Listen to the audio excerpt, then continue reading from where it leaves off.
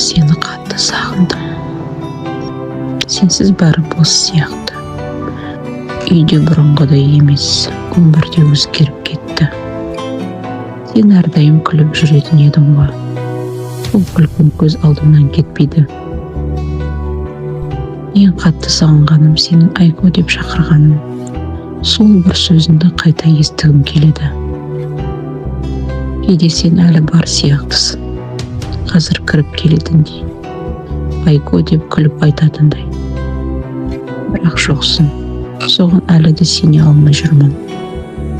Мама, сені құшақтағым келеді. Дауысыңды естігім келеді. Мен сені қатты жақсы көремін, және қатты сағындым.